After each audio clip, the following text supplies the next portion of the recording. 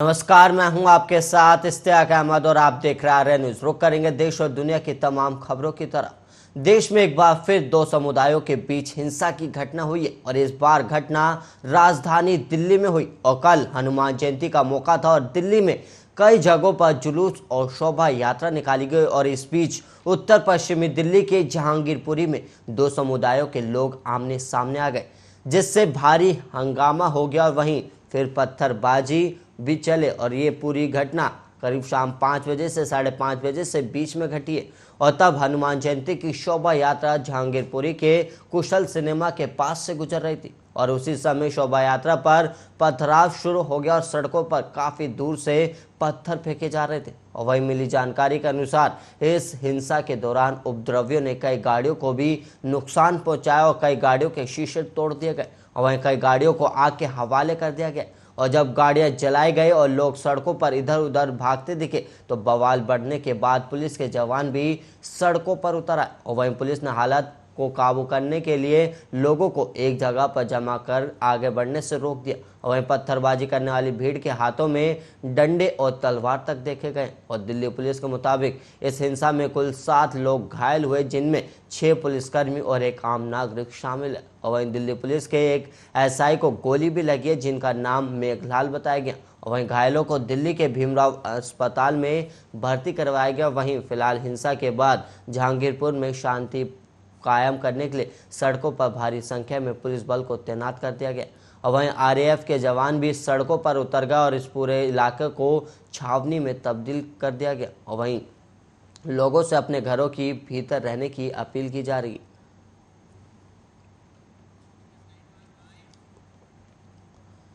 वहीं राष्ट्रीय राजधानी दिल्ली के जहांगीरपुरी इलाके में हनुमान जयंती पर शोभा यात्रा के दौरान हुए बवाल के बाद पुलिस प्रशासनिक अधिकारी स्थिति को अंडर कंट्रोल बता रहे। और वहीं कांग्रेस, आम आदमी पार्टी और देश के कुछ अन्य दलों ने दिल्ली के जहांगीरपुरी की घटना को लेकर दो गुटों के बीच हुई हिंसा की निंदा करते हुए शनिवार को ही लोगों से शांति और प्रेम भावना को बनाए रखने की अपील की।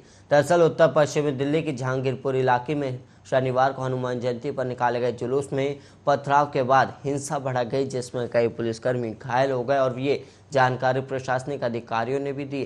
और वहीं दिल्ली पुलिस कमिश्नर ने ट्वीट कर हालात को नियंत्रण में बताया। और वहीं आपको बता दें कि दंगाइयों के खिलाफ सख्त कार्रवाई की बात भी कही गई है। और वहीं आम आदमी पार्टी के संयोजक और दिल्ली के मुख्यमंत्री अरविंद केजरीवाल ने ट्वीट कर कहा कि दिल्ली के जहांगीरपुरी में शोभा यात्रा में पथराव की घटना बेहद निंदनीय, जो भी दोषी हो उन पर सख्त कार्रवाई होनी चाहिए और सभी लोगों से अपील है कि एक दूसरे का हाथ पकड़कर शांति बनाए रखें। और वहीं दिल्ली प्रदेश कांग्रेस कमेटी के अध्यक्ष चौधरी अनिल कुमार ने भी ट्वीट कर लिखा कि जहांगीरपुरी की घटना बेहद दुखद है और किसी भी तरह के भ्रम या अफवाह पर ध्यान न दें और दिल्ली के आपसी भाईचारे और सौहार्द को कायम रखें। और दिल्ली के अल्पसंख्यक विभाग के प्रमुख इमरान प्रतापगढ़ी ने भी कहा कि तमाम दिल्ली वासियों से शांति की अपील और एकजुट रहिए और वहीं अफवाहों से बचिए। और वहीं दिल्ली देश का दिल है, कम से कम इस शहर को तो नफरत से महफूज रखिए। और वहीं राष्ट्रीय जनता दल के सांसद मनोज झा ने भी कहा कि जहांगीरपुरी में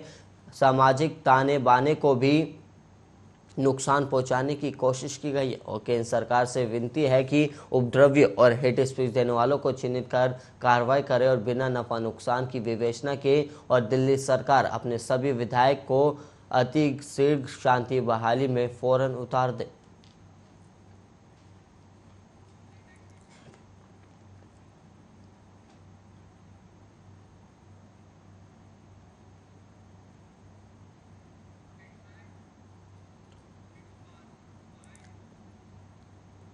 और इसी बीच एक बड़ी खबर सामने आ रही है, उससे भी आपको रूबरू करा दें कि नोएडा स्थापना दिवस पर आज समारोह रखा गया। इस वक्त की बड़ी खबर सामने आ रही है, जहां पर आज नोएडा स्थापना दिवस है और जिसके मौके पर समारोह रखा गया। और नोएडा का आज 46वां स्थापना दिवस समारोह है। वहीं आपको बता दें कि मंत्री नंद गोपाल गुप्ता आज समारोह में शिरकत करने वाले। और वहीं आपको बता दें कि आज सुबह 10:30 बजे से समारोह होगा और सेक्टर 91 के पंचशील बालक कॉलेज में ये समारोह रखा गया। आपको बता दें कि आज नोएडा का दिवस समारोह मनाया जा रहा है, जिसमें कई मंत्री भी शिरकत करने वाले और 10:30 बजे से जो समारोह उसका आयोजन होगा। इस वक्त ये बड़ी खबर सामने आ रही है, जहां पर नोएडा स्थापना दिवस पर समारोह मनाया जा रहा है, जो कि 10:30 बजे से शुरू होगा। उसमें मंत्री नंदी भी शामिल होने वाले और नोएडा का आज 46वां स्थापना दिवस समारोह, जिसमें कई मंत्री भी शामिल होंगे और मंत्री नंद गोपाल गुप्ता भी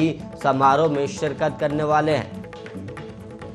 वहीं आपको बता दें सुबह 10:30 बजे से ये समारोह होगा, जिसमें नंद गोपाल भी अब शिरकत करने वाले हैं जो मंत्री हैं। और वहीं सेक्टर 91 के पंचशील बालक कॉलेज में ये स्थापना समारोह रखा गया है।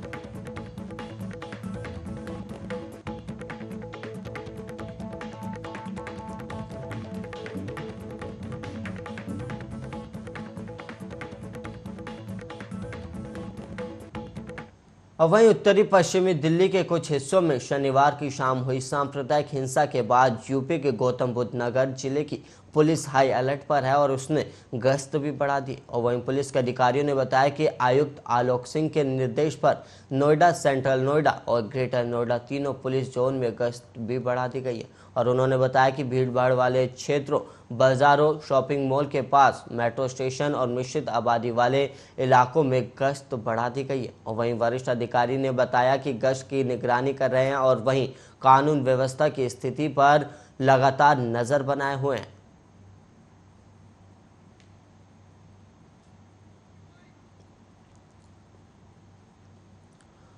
वहीं आरजेडी ने बोचहा विधानसभा सीट से भारी मतों से जीत दर्ज कर ली है। और जीत के बाद पटना में पार्टी के प्रदेश अध्यक्ष जगदानंद सिंह ने कहा कि बोचहा की जीत तेजस्वी यादव के नेतृत्व पर विश्वास और सरकार के खिलाफ जन विद्रोह का प्रतीक है। वहीं राष्ट्रीय जनता दल समाजवादी आंदोलन से निकाली हुई पार्टी जो सबों का प्रतिनिधित्व करती है और इस जीत के लिए बोचहा की जनता को धन्यवाद और आभार प्रकट करता हूं। और वहीं आपको बता दें कि जगदानंद सिंह ने कहा कि नीतीश कुमार के खिलाफ लोगों का जो गुस्सा है वह स्पष्ट रूप से इस चुनाव में परिणाम में दिखा है और इस जीत के संदेश को समझने की आवश्यकता है, जहां लोगों ने महंगाई, भ्रष्टाचार, बिहार में बढ़ते अपराध और नफरत और रोजगार के सवाल पर एक साथ खड़े होकर ये बताने का काम किया कि आरजेडी के लिए हर वर्ग और तबका मजबूती के साथ खड़ा है। और वहीं चुनाव का परिणाम ये स्पष्ट करता है कि जितना दोनों दलों ने वोट नहीं लगाया, उससे अधिक वोट आरजेडी के पक्ष में पड़ा है और ये भविष्य की राजनीति का स्पष्ट संदेश है। और जनता दल यूं कोई पार्टी नहीं है, ये दूसरे दलों के नेताओं को पकड़ कर अपनी पार्टी बना रहे और लेकिन इनके नेतृत्व पर बिहार की जनता ने पहले ही अविश्वास प्रकट कर दिया और ये स्पष्ट किया है कि बिहार में सत्ता के लिए जो खेल खेला जा रहा है उससे बिहार की जनता पसंद नहीं करती। और वहीं लालू यादव के बड़े बेटे तेज प्रताप यादव मुख्यमंत्री नीतीश कुमार को आरजेडी में आने का निमंत्रण भी जरूर दे रहे हैं, लेकिन जगदानंद सिंह ने साफ मना कर दिया और कहा कि मुख्यमंत्री नीतीश कुमार किसी जगह को नहीं छोड़े हैं और उनके लिए कोई जगह बची ही नहीं है, सभी जगह पर उनके लिए ताले लगे हुए हैं। और वहीं नीतीश को लेकर तंज कसते हुए उन्होंने नसीहत भी दी कि उनके लिए अच्छा रहेगा कि वो जहां है वहीं रहे।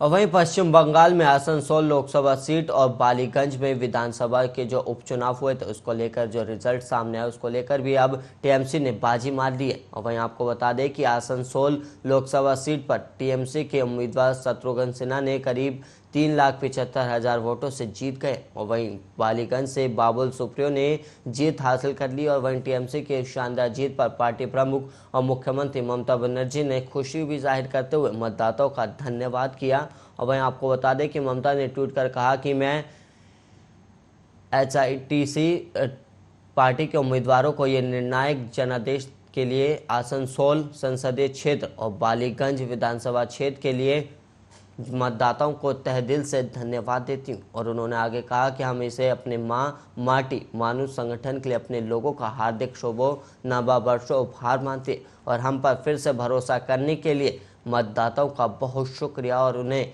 सलाम। और वहीं आपको बता दें कि आसनसोल सीट झारखंड के धनबाद जिले की सीमा से लगी हुई और यहाँ पर हिंदी भाषी मतदाता निर्णायक भूमिका में होते हैं और इसी को देखते हुए टीएमसी प्रमुख और पश्चिम बंगाल की सीएम ममता बनर्जी ने शत्रुघ्न सिन्हा को अपना उम्मीदवार बनाया और आसनसोल लोकसभा सीट से पूर्व केंद्रीय मंत्री और बीजेपी नेता रहे बाबुल सुप्रियो के इस्तीफे के बाद खाली हुई। वहीं आपको बता दें कि मतदान के दौरान शत्रुघ्न सिन्हा ने बात करते हुए कहा था कि मैं आज कोई जीत हार की बात नहीं करूंगा। आज मैं कहूंगा सिर्फ कि लोकतंत्र की जीत हो और लोग अच्छी तादाद में बाहर आएं और वोट दें, और वोट दे के अपना मनपसंद नेता चुने। और किस लिए? ताकि समाज में सुख, शांति, तरक्की और प्रगति हो, और वहीं सद्भावना हो और विकास हो, और उसके लिए अपना नेता चुने और वोट जरूर दें, और ज़्यादा से ज़्यादा तादाद में ये हमारी कामना है।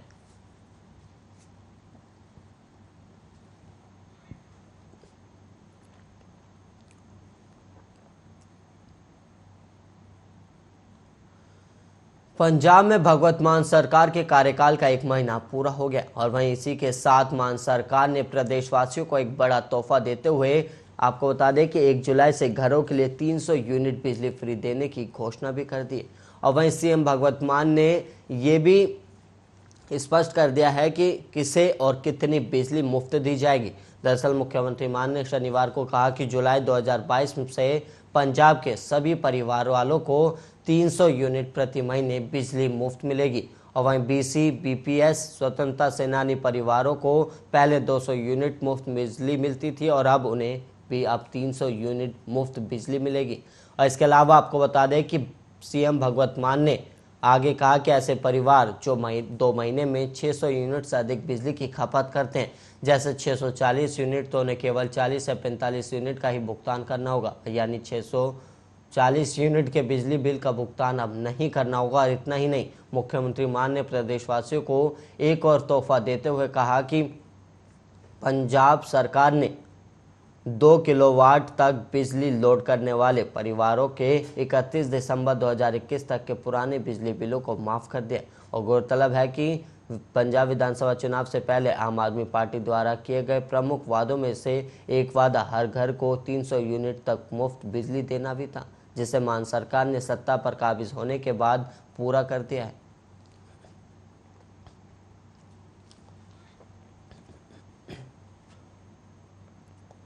और वहीं दिल्ली में जल्द ही इलेक्ट्रॉनिक सिटी बनाई जाएगी, जो करोड़ों रुपए के खर्च पर बनकर तैयार होगी। दिल्ली के बपरोला में करीब 55.50 एकड़ जमीन पर दिल्ली सरकार इलेक्ट्रॉनिक सिटी बसाने जा रही है, जो 2 साल के अंदर पूरी हो जाएगी। और इसके लिए दिल्ली सरकार प्रत्यक्ष रूप से करीब 2,500 करोड़ रुपए खर्च करेगी। और इसके अलावा आपको बता दें कि बपरोला में 55.50 एकड़ जमीन पर बनने वाली इलेक्ट्रॉनिक सिटी के लिए दिल्ली सरकार ने सलाहकार फर्म का साथ करार भी किया है, और इसके निर्माण की दिशा में काम भी अब शुरू हो गया। इसके अलावा आपको बता दें कि जिस जगह पर दिल्ली सरकार इलेक्ट्रॉनिक सिटी बसाने जा रही, वहां पर पहले बिजनेस नॉलेज पार्क विकसित किया जाना था। हालांकि अब सरकार का मानना है कि तेजी से बढ़ रही इलेक्ट्रॉनिक जरूरतों को पूरा करने के लिए कुशल और प्रशिक्षित युवा तैयार हों, इसके लिए ही इलेक्ट्रॉनिक सिटी बसाना जरूरी है। और इसके साथ ही दिल्ली सरकार की योजना ये है कि राष्ट्रीय और अंतर्राष्ट्रीय विशेषज्ञों और बिजनेस कंपनियों के साथ मिलकर आधुनिक इलेक्ट्रॉनिक सिटी बनाई जा सके। और वहीं जिसके लिए पिछले ही दिनों डीडीसी और ईपीआईपी इलेक्ट्रॉनिक प्रोडक्ट फाउंडेशन के साथ करार भी हुआ है। और इतना ही नहीं, सरकार बहुत जल्द ही कुछ और कंपनियों का साथ करार करने जा रही है। इससे उत्पाद के डिज़ाइन, निर्माण, बिक्री, मरम्मत और अन्य सेवाओं के लिए निवेश भी किया जा सके। दिल्ली सरकार का मानना है कि इलेक्ट्रॉनिक सिटी से रोजगार बढ़ेगा और प्रशिक्षित युवा तैयार होंगे, और उससे रोजगार के अवसर भी पैदा होंगे। और वहीं करीब 70,000 युवाओं को अप्रत्यक्ष रूप से रोजगार मिलने का अनुमान है।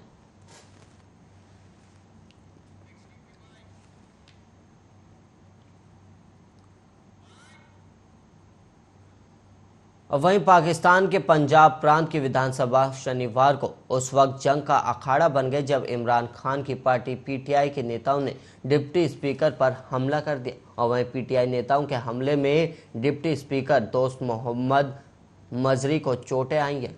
फिलहाल उनके भाई चोटों के बारे में ज़्यादा जानकारी नहीं दे रहे। और वहीं बताया जा रहा है कि पीटीआई के विधायकों ने डिप्टी स्पीकर को थप्पड़ मारे और उनके बाल खींचे गए। और इसके अलावा आपको बता दें कि स्पीकर को सुरक्षित बाहर निकाल लिया गया। और इसके अलावा पंजाब का नया मुख्यमंत्री चुनने के लिए जब डिप्टी स्पीकर दोस्त मोहम्मद मजारी सदन की अध्यक्षता करने आए, तो इमरान खान की पार्टी पीटीआई के विधायकों ने उनके साथ मारपीट शुरू कर दी। और जानकारी के मुताबिक पीटीआई के विधायकों ने उन पर लोटा भी फेंका और इस दौरान वहां सिक्योरिटी गार्ड्स भी मौजूद थे। और इसके अलावा आपको बता दें कि पंजाब असेंबली का सत्र सुबह 11:30 बजे शुरू होना था, लेकिन पीटीआई के सदस्यों की गैर मौजूदगी के कारण स्थगित हो गया और वहीं इसके बाद वो लोटा चिल्लाने लगे और ये उन नेताओं पर कटाक्ष था जिन्होंने इमरान खान की पार्टी छोड़कर विपक्ष का समर्थन किया था। और वहीं लाहौर हाईकोर्ट के आदेश के बाद पंजाब में नए मुख्यमंत्री के लिए चुनाव कराने के लिए सत्र बुलाया गया था और वहीं मुकाबला हमजा शहबाज और चौधरी परवेज इलाही के बीच होना था। और जिस सत्र में नया मुख्यमंत्री भी चुना जाना था और उसकी अध्यक्षता दोस्त मोहम्मद मजरी कर रहे थे। और वही माना जा रहा था कि हमजा शहबाज और परवेज इलाही के बीच कांटे की टक्कर होगी और हमजा पीएमएल-एन और अन्य पार्टियों के उम्मीदवार हैं, जबकि पीएमएल-क्यू के इलाही को इमरान की पार्टी पीटीआई समर्थन दे रही है।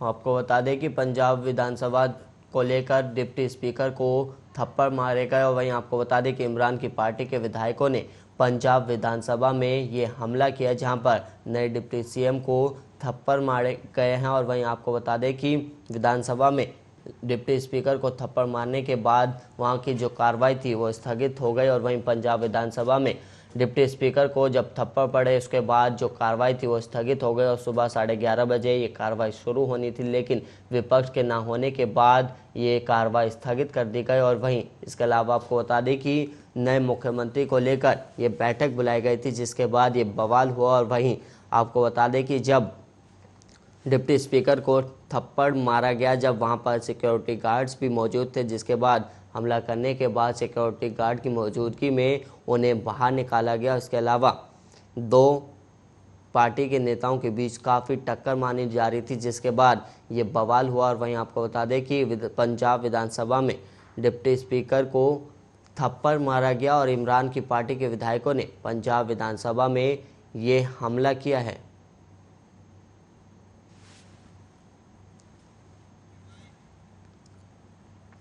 और वहीं दुनिया भर में कोरोना वायरस का संक्रमण एक बार फिर से बढ़ गया है। और वहीं आपको बता दें कि दुनिया भर में तेजी से बढ़ रहा कोरोना, कई देशों में कोरोना के मामले अब बढ़ने लगे और चीन में कोरोना के बढ़ते मामलों ने अब कोहराम मचा दिया है। और वहीं आपको बता दें कि यहाँ संक्रमण को काबू में करने के लिए दुनिया का सबसे सख्त नियम लागू किया गया। और इसके अलावा आपको बता दें कि इस नियम के तहत अब होम आइसोलेशन के लिए लोगों के घर उनसे ज़बरदस्ती छीने जा रहे हैं। दरअसल सोशल मीडिया पर शंघाई में पीपीई किट पहने हुए पुलिसकर्मी और निवासियों के बीच हो रहा खींचातानी का एक चौंकाने वाला वीडियो भी अब सामने आया और इस वीडियो में पीपीई किट पहने चीनी पुलिस हाउसिंग कॉम्प्लेक्स के बाहर लोगों को नए नियम के बारे में बता रहे और इस नियम को सुनने के बाद लोगों को चीखते चिल्लाते हुए देखा गया। और वहीं आपको बता दें कि वीडियो में साफ देखा गया है कि वहां मौजूद जो लोग इन नियमों को मानने से इनकार कर रहे हैं उनको वहां से बाहर निकाल दिया जा रहा है और उनकी गिरफ्तारी भी की जा रही। और साउथ चाइना मॉर्निंग पोस्ट की एक रिपोर्ट में ये भी कहा गया है कि देश में कोरोना के बढ़ रहे मामलों को देखते हुए अब शंघाई के लोगों से और शंघाई के जांगजियांग नाशी कॉम्प्लेक्स के फ्लैटों का क्वारंटाइन आइसोलेशन की तरह इस्तेमाल किया जाना है। और वहीं रिपोर्ट में यह भी दावा किया कि इस कॉम्प्लेक्स में रहने वाले लोगों को 14 अप्रैल को कहा गया था कि वो कोरोना के बढ़ रहे मामले और कोविड-19 मरीजों को ध्यान में रखते हुए अपने घरों को खाली कर दें। हालांकि इस आदेश के बाद वहां के लोगों ने प्रदर्शन करना शुरू कर दिया, लेकिन उन्हें घसीट कर वहां से हटा दिया गया। और इसके अलावा आपको बता दें कि इस घटनाक्रम का ये वीडियो तब सामने आया जब शंघाई में जीरो कोविड पॉलिसी के तहत वहां पर शहर में एक हेल्थकेयर वर्कर की मौत हो गई है।